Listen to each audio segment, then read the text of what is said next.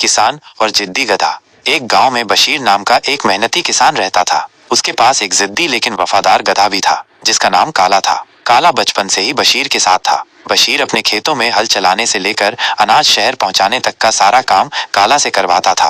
काला भी खुश रहता था, लेकिन उसकी एक आदत ने बशीर को हमेशा परेशान रखा।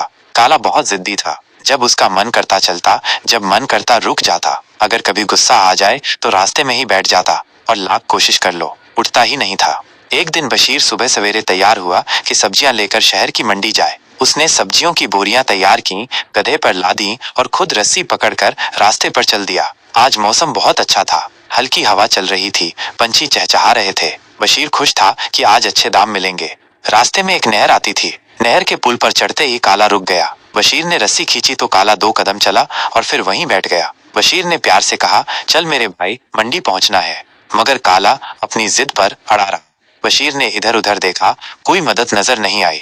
काफी देर बाद वहां से एक लड़का गुजरा। उसने बशीर को परेशान देखा तो बोला, चाचा आप इस गधे को गन्ने का रस पिला दो, उठ खड़ा होगा। बशीर को हंसी आ गई, कहां से रस लाऊं? मगर उसने लड़के का धन्यवाद किया और खुद कोशिश में लग गया। थोड़ी देर में एक बुजुर्ग आए। उन्होंने कहा, बेटा जिद्दी गधे को डंडा दिखाओ, डंडे के डर से चल पड़ेगा। बशीर को गुस्सा तो आया, लेकिन उसने गधे को मारने का इरादा नहीं किया। वो बोला, ये मेरा साथी है, मैं इसे प्यार से ही चलाऊंगा। फिर बशीर ने एक तरकीब सोची। उसने गधे की पसंद की घास निकाली जो वो घर से लाया था। उसने घास को बांस की लकड़ी पर बांधकर गधे के आगे लटका दिया। काला तुरंत उठ खड़ा हुआ। उसने घास पकड़ने के लिए आगे कदम बढ़ाया। बशीर मुस्कुरा दिया। काला घास के चक्कर में धीरे धीरे पुल पार कर गया।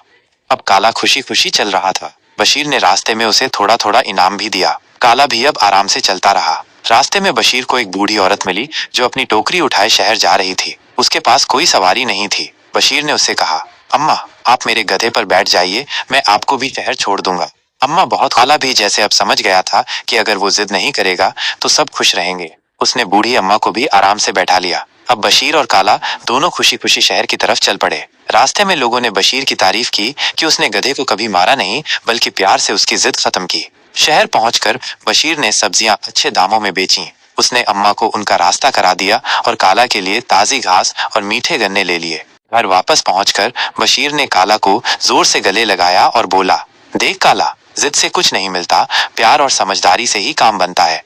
काला भी खुशी खुशी अपने कमरे छप्पर में जाकर बैठ गया और मजे से घास खाने लगा। उस दिन के बाद काला कभी जिद्दी नहीं हुआ। बशीर जब भी कोई बोझ लादता, काला खुशी से साथ चलता। गांव वालों ने भी बशीर से सबक सीखा कि अगर जानवर को मारने के बजाय प्यार से समझाया जाए तो वो कभी दुखी नहीं होता और काम भी अच्छे से करता है।